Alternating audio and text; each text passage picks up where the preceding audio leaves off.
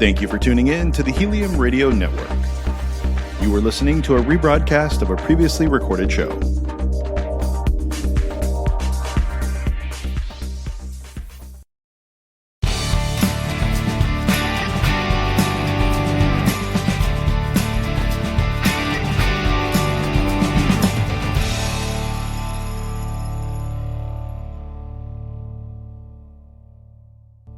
Welcome to Sessions with Sarah with Dr. Sarah. I am here with TikTok sensation Bubba Ice, aka Rob Huysinga. Did I say it right? You did, although it's more hoy, like an oi sound at the beginning. Yeah. But I'll let you off. All right, thanks. I mean, it's kind of like amazing. early for me here. What time is it over there in London? It's 5 o'clock. Where are you, Boston? Oh, it's happy hour. It's happy hour. It's happy hour. It's even happier hour now I'm speaking with you. Oh, thank you. Did you start drinking yet? See, it's literally 5 o'clock somewhere. We always say that, right? Yeah, it's 5 o'clock here right now. Had I known, I would have brought a mimosa. But anyway. So everybody knows you as the sexy ice cream man on TikTok. How do you feel about being called that? Do they? That's the rumor. Oh God, I'm not really sure why. No, it's funny. So the whole ice cream thing came about because the previous company I founded, I discovered a lot of our guests were on TikTok. So yeah. I initially got onto TikTok just as a bit of fun. And it was a place where I could just, express my inner weirdness. And that is a great place to do that. For sure. Yeah, it was. And then, a few of the videos did quite well, and I just kept posting, and that was that. Yeah. Now, did you do this pre-pandemic? Because I feel like TikTok really built up last year in 2020. Did I what? Sorry? Did you do this before the pandemic? Because I feel like TikTok blew up last year, but you were already ahead of the time. So didn't you start in 2019? Yeah, I was super lucky in terms of timing. Like I remember when it came out in the UK, and it was when everyone thought TikTok was a bit strange. So a lot of my friends and things would kind of take the mick out of me for being on TikTok. But it was a time where the algorithm was so friendly to new creators. Okay. So I was very fortunate with that timing. But then I'd say with TikTok, I've not really had a presence on it for the last year or so, because I basically sold out of the company I was involved in before. And then since then, I've kind of been working really hard on getting my new brand up and running. So in terms of my priorities, TikTok's basically been towards the bottom of the list just because I've had so many other things to deal with. But as my new brand's up and running this summer, I'm going to get back on it, and I'm really, really excited to get back on it and hit it hard. Well, can you tell us what the new brand is yet, or is that? Yeah, absolutely.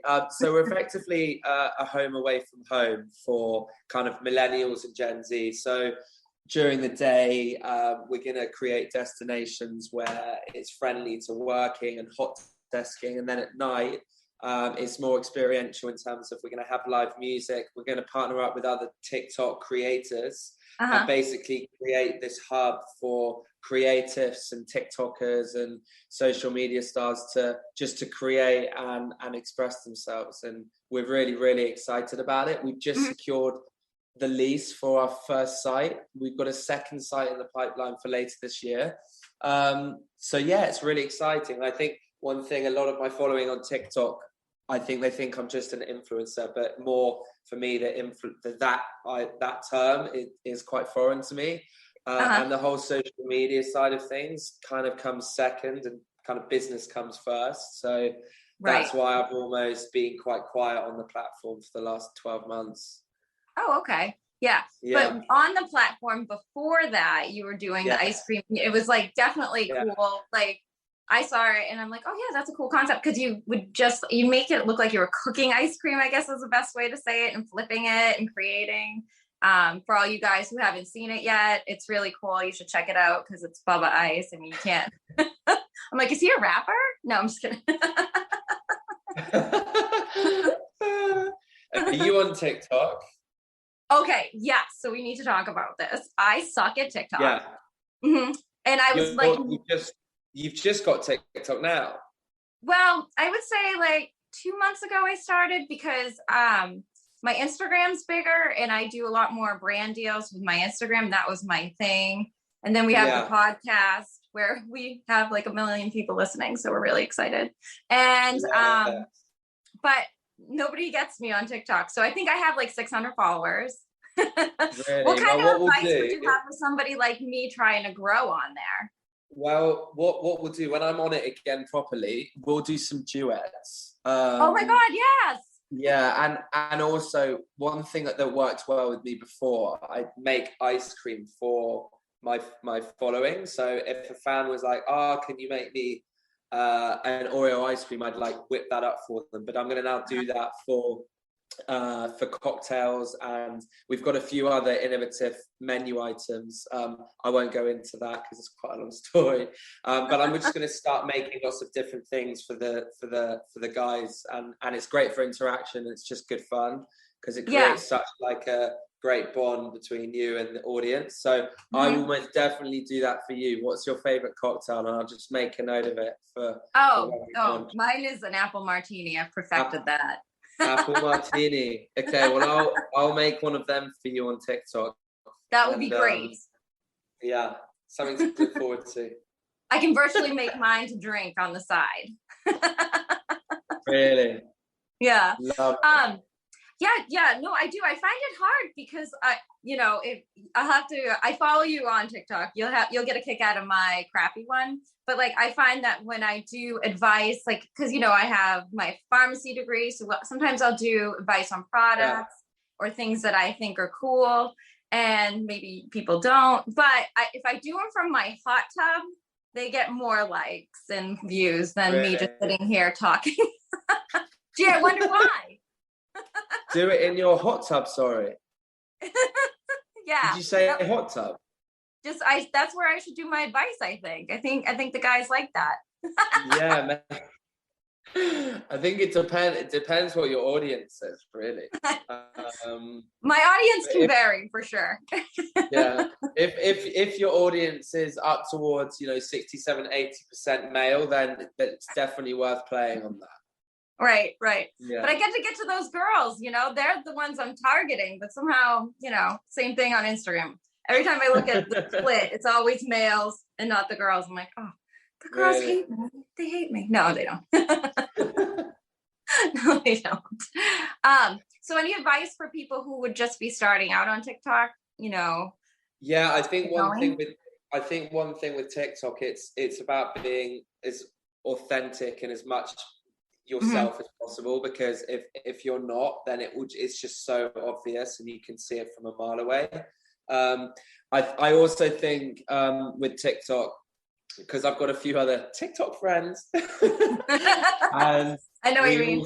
We all say like to really because there's millions of videos going onto that platform every day, and to stand out, you ultimately have to be so different. And for me anyway, to be different, it's embracing that inner weirdness, that inner eccentricity, and just accepting that on the other side it might look a bit cringe, but at the end of the day, that's how you get the views, because that's what's thumb stopping, right?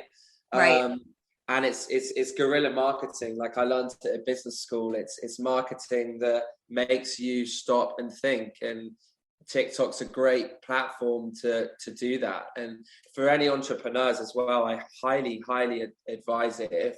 If your customer base is Gen Z and is B2C, then definitely look to get on it. So for example, I'll get around, when I do use it, I average around 5 to 8 million views a month.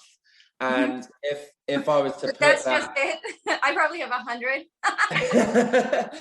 if I was to kind of spend money on that type of marketing in real life, like if I went to a PR firm, was like, can you get me 8 million impressions a month? It would be hundreds of thousands of pounds. But for that's the beauty of it.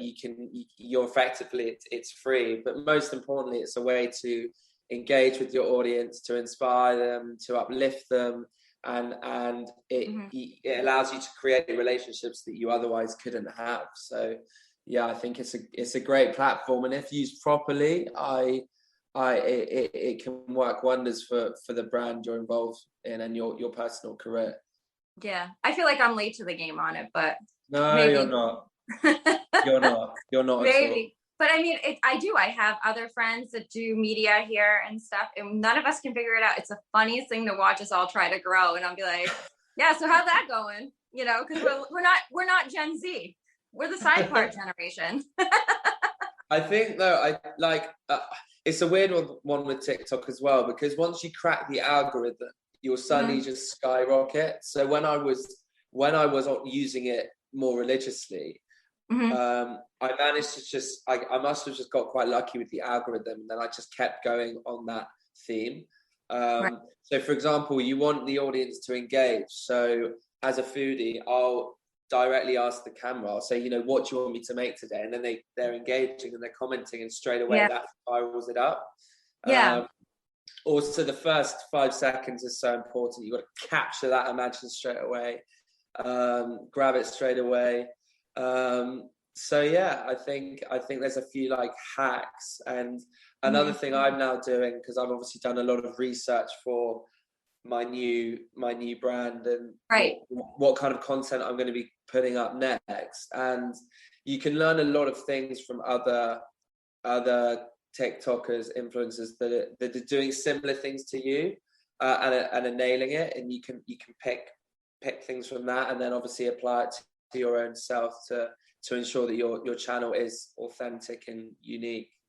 Yeah, I mean, that's cool advice, and that's so true. Like when you said, like, you have 5 million people watching, but like you don't have to do any marketing. That's amazing. It like gives you a platform that you can just get your brands out there. So back to the new brand that you have going on. So when are you going to launch this summer? Do you have a date? Yeah, so we're going to launch this summer, and we're aiming for the end of June. So we're going to start screaming and shout. Yeah, I know. We're literally working non-stop at the moment. It's so funny. But yeah, it's like 5,000 square foot. So it's a big step up from anything I've ever been involved in before. It's quite scary actually, but we're really excited. And yeah, the ice cream was brilliant, but I kind of just wanted a new challenge. And at the end of the day, I started that business when I was 19, and I'm now 26. So this is obviously a big step up from that, and it's just super exciting. So yeah, it's 4,500 square foot. We've got a huge roof terrace, so we're going to have live events there, acrobats. Is it a place where people can come create? Is that what you said it was? Yes, exactly. So it's two floors. The first floor it's on a high footfall location here in London. Okay. And yeah, that will be kind of co-working, grab and go food during the day, and then at night it turns into a more vibrant, atmospheric cocktail bar with live music, TikTokers, things like that. And then we also have a really big roof terrace, so we're going to be doing private events up there, and again more kind of experiential activations as the years go by. Right. And what kind of music are you going to have? All sorts, and this is one thing that we've kind of researched. On a Monday night, our generation, you don't want to go to the club, you kind of want something a bit more relaxed, so we'll partner up with, I don't know, a Spanish guitarist for a few hours to create a lovely ambience, and then on a Friday night we'll have live DJs, saxophonists, and it will be more vibrant, high energy, and just great vibes all around. Oh, that's cool. Yeah, I love that idea. I think this gives me a reason to come to London. I've never been. I don't know if we can travel there yet, though. You've never been to London? No. Really? No. Yeah. My uncle worked there forever with the government. and he got to like meet Princess Diana and all that stuff. So he knows it pretty well. So I'm always like, you need to be my tour guide. We need to go. So you're based in Boston then? Yep. Have you ever been over here? Beautiful. So I, with the previous ice cream brand I was involved in, I went to New York to do some pop-ups with Topshop. Okay. So that was incredible. And then we did work in Miami as well. So I love America. It's an incredible place. And I'm excited to come back soon. Yeah, I don't know if we can travel to each other's countries right now. I don't know if it's no, we can't. Right? We can't. Yeah. Hopefully that ends soon. Wait, is COVID getting any better over there? You guys getting vaccinated? It's getting a little bit better. I've still not had my vaccine yet, but wow. I'm waiting ever so patiently. Oh, wow. So over here, I mean, we're throwing away doses at this point. Like everybody's pretty much done, especially in Boston. They really got it going. But Really? when I'm out there vaccinating, I'm like, does anybody want these shots? It like breaks my heart that we have to get rid of some because everybody's pretty much vaccinated. So have you had your vaccine then? Yeah. Yeah, back in January. I was very fortunate. I was all over that. Because as a pharmacist, we still had to go to work every day, and it was kind of scary. We didn't know who we are encountering. Yeah. So, but when you get it, if you get a choice, get the Pfizer one, because that one has less. Yeah, I didn't have any issues. Our Moderna one, a lot of more people are getting terrible side effects. Like they don't feel good for a couple days. Not terrible, but I wouldn't want to be sick. Yeah. Who's the most, who obviously apart from me, I'm joking, but who's the most interesting person you've interviewed for your podcast? Besides you? I would say, you know what? I've had a lot of good ones. People who like are in the medical field, like dermatologists will come on and you get, we did one with, the budget dermatologist that I really loved because mask me was an issue for everybody. And I couldn't even answer the question for people. So she had a lot of good information. We've had like Alamy Ballard. Do you ever watch Queen of the South? He's on Queen of the South. Oh, cool. Yeah. Colin Egglesfield. He's been in a bunch of movies. He's got Coffee with Colin on this network. He's in all these romantical movies. So I meet so many cool people like yourself doing this. And the pandemic, I had a show prior where, that's why I was asking about music. I was in and out of Nashville. I did all the country music with the country music stars, but amazing. When everything shut down, we went this way and it kind of turned into something new, which is cool. So I'm meeting other people and doing cool things like yourself. Yeah. Beautiful. Yeah. But before we go, so did this lead, the TikToking, did you get any cool collaborations and stuff like that? You said you did come over here. So did you get to do any collabs with anybody cool? Any brands? Like Topshop, you said? Yeah, but it was a weird one. So for me, it was a weird one. No, like not to knock you, Topshop. No, TikTok, it was more, I used it as a platform to connect with my guests because I was the founder of the previous company. So that's the main reason why I used it. And that's why I've kind of gone a bit quiet recently on it. But I'm definitely going to use it more now that the new brand's going to launch in the next few weeks. Okay. In terms of collaborations, we used to work with some great brands. So, we'd go to, Barcelona for a week and partner up with Google and deliver ice cream at their cool. At their exhibition. Yeah, it's really cool. In terms of personally, I've done a few, like I did one with Subway, and I basically got a Subway sandwich and turned it into an ice cream on TikTok. Oh, really? That's cool. Yeah, that was a cool collaboration. But that was another thing I never knew that there was, because it's not a business or business model I'm familiar with. I never really realized how much revenue potential there is when you acquire a large following online. Right. So that's something that obviously I'm now lucky enough to benefit from. It's brilliant. It's brilliant. Yeah. Oh, that's good. And I like your shirt. Be nice, right? Yeah, it says be nice, get lots of sleep, eat lots of ice cream. Mine would be drink more cocktails. Well, now I'm undergoing my rebrand. This t-shirt's actually quite old because, I'm not the ice cream man anymore. So I'm going to start doing cocktails and stuff. So I'll make a t-shirt and it will have drink more cocktails on it. See, branding right here, man. Always thinking. Yeah. Well, we look forward to you opening your new business. I look forward to everything opening up, and maybe I can come and check this place out soon. Beautiful. So that'd be great. Well, hopefully one day we'll open in Boston. That, you got to dream big, dream hard. Yeah. No, I'm partnering up with my business partner. He was head of HR. Do you know Joe and the Juice? Maybe not, because I don't think they're in Boston, but they've launched in LA, Miami, New York. So hopefully one day we'll open in your neck of the woods. That's right.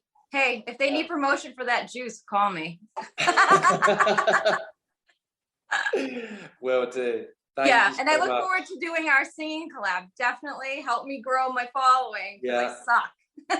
Singing, and then I've also got to make that apple martini for you. Right. You better get going on that. Learn how to get it right. What's your TikTok? It's at Dr. Sarah 1 and then on 1. Dr. Sarah 1-on-1. Did you find it? Dr. Sarah 1-on-1. With like 600 followers?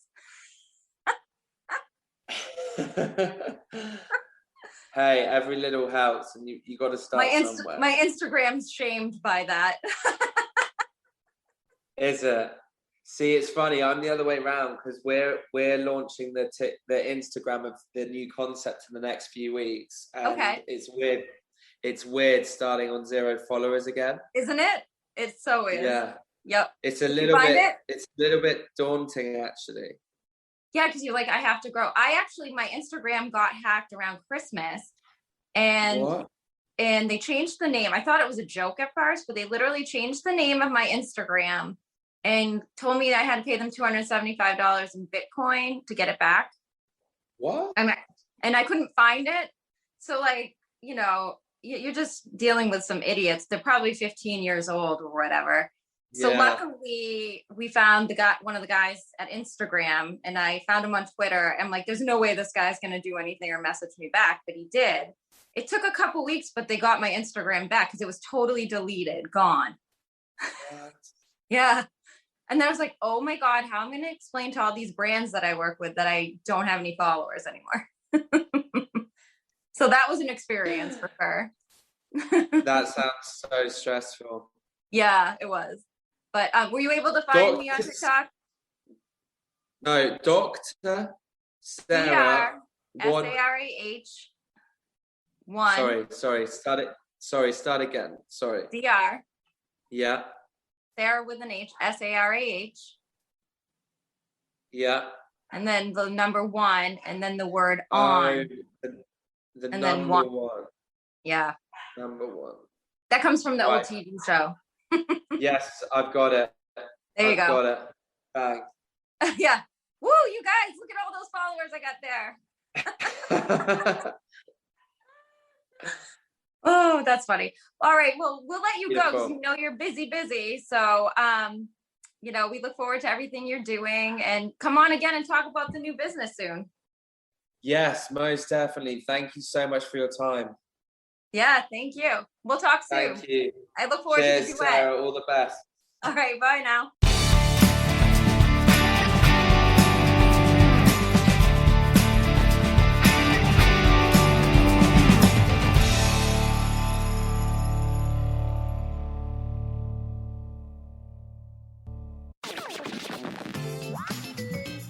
Thank you for listening to Helium Radio. The views expressed by show hosts or their guests are their own and should not be construed in any way as advice from Helium Radio.